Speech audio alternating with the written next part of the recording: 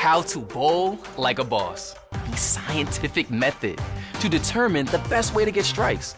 Now, what exactly is the scientific method? It's a process for acquiring knowledge.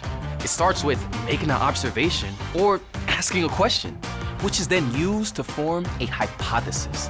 If this, then this.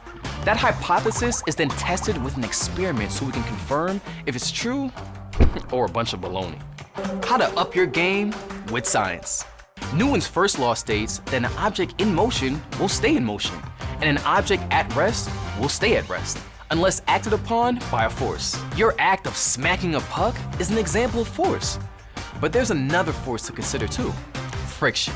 Friction is the force that resists the motion of two objects that are making contact with another. So in air hockey, your force of hitting the puck needs to overcome the friction of the puck touching the table. Or does it?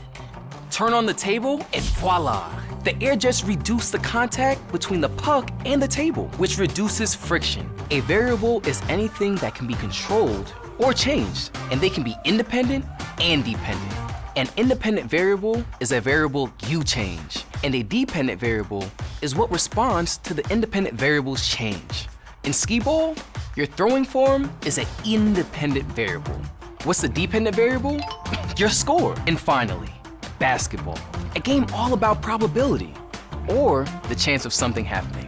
Many basketball players have a high probability of scoring by taking their shots close to the hoop. It makes sense, right? Shorter shots are just easier to make.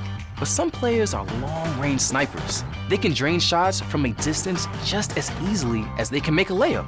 Finding out your shooting sweet spot will increase your probability of scoring, which also increases your probability of winning.